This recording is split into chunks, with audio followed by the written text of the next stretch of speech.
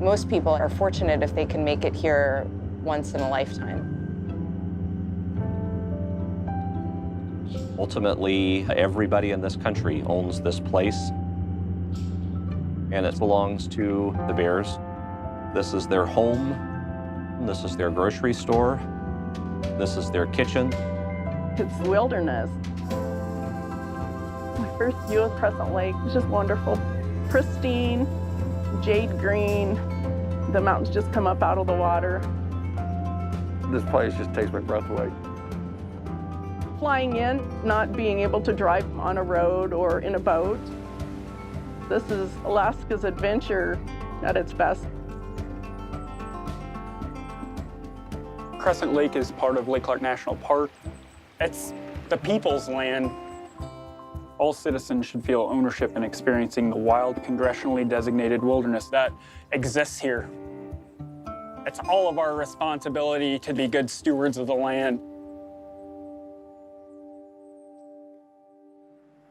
1.1 disappear, 0.97 reappear. How do you like the 7 on that? That's windier than I thought it was going to be. Clean water is key to any form of life. The goal here is to understand the water quality. Overall, this watershed is intact. It's clean water, it's cold water, it's pristine, it's good for salmon. They come up the river, spawn, and die. Those eggs will mature, head back out to the ocean where they will become adults. Then they'll come back and start the life cycle again with spawning. All of those nutrients that they have acquired during their years at sea, they get left in the lake system. It also feeds bears, the gulls, the upcoming salmon population that's still rearing here. Crescent Lake has all 5 species of Pacific salmon. Those runs range from about 20,000 all the way up to 130,000 strong with sockeye. These fish are used for commercial fishing, recreational fishing, for subsistence. And they're also used by one of the largest densities of brown bears in North America.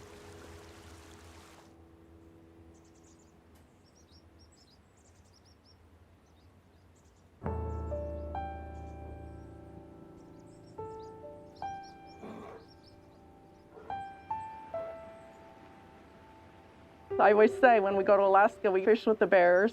It's just kind of a unique experience. I think I caught my first fish when I was like 3 years old in Finger Lake between Wasilla and Palmer. It's pretty remarkable to fish for wild salmon with wild bears walking around, but you also have to be cautious and respectful of the bears.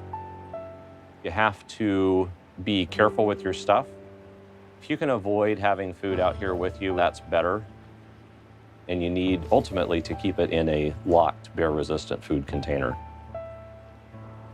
You never know exactly what a bear is going to do. Give them a wide berth and maintain awareness. Got one.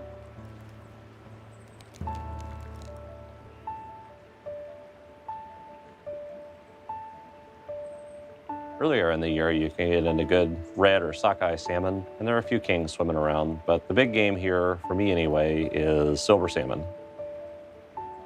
When you're in the brush, you have to stay alert. I like to make noise so the bears know where I am. If you're fishing and you see a bear, you should just stop fishing. If you have a fish on and a bear shows up, give the fish some slack, let it swim around until the bear goes away, and if worse comes to worse, just cut the line.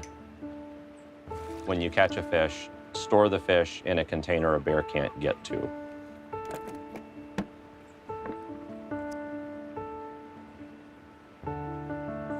All right, little Dolly Varden.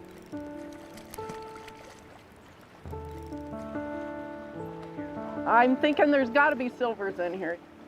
We usually fish about 4 days and end up taking 40 or 50 pounds of salmon home. Pretty amazing. It's just kind of a unique experience to fish with the bears. clean fish carefully at Crescent Lake. You need to be sure that there isn't a bear in sight. Dispose of fish carcasses in deep, swift water so that it'll be dispersed and isn't going to attract bears. Ultimately, we do these things because it keeps this place wild for the next people.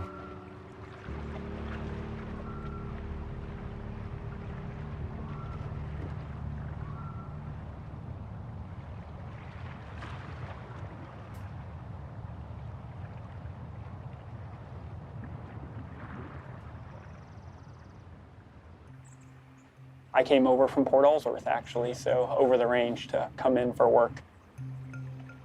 It's an amazing scene to be able to fly by a giant steaming vent.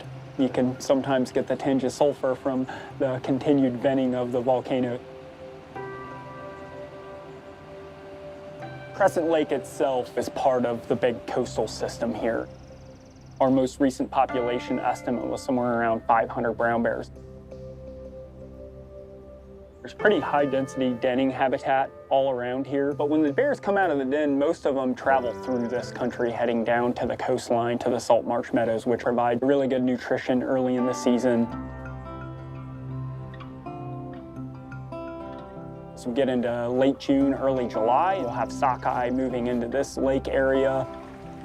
So there'll be fish available and the bears will start to move back to make use of those resources.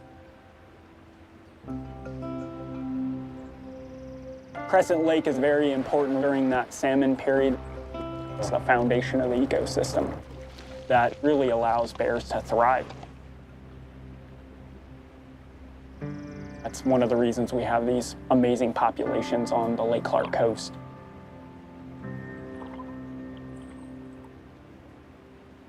For most people, wildlife is something they are excited to see. But at times when you're coming here to fish and a bear shows up, you can feel like it's kind of a hindrance. But realize it's a really important resource, critical to these bears. You're in a wild Alaskan system, and the fact that a bear comes along, it's part of the experience. That's pretty awe-inspiring.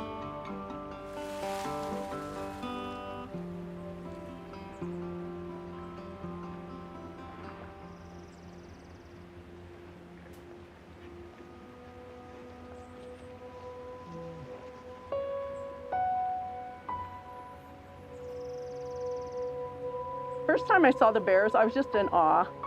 They're just this huge animal.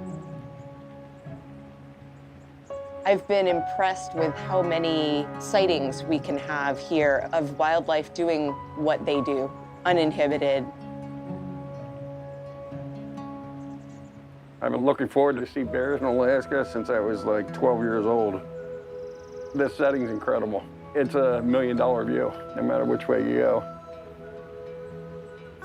I've never seen a bear in the wild before. Now if I can check off a moose, I've got the trifecta going.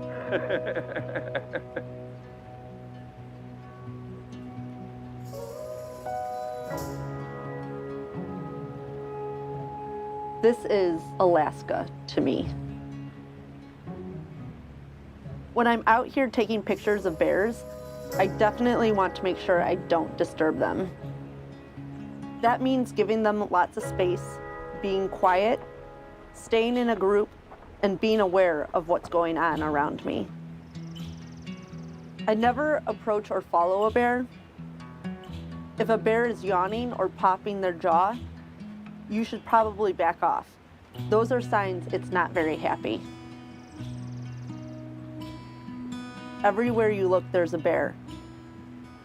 You're a long way from help out here, and the water is shockingly cold. Even strong swimmers may not surface due to shock. So it's really important that you wear your life jacket.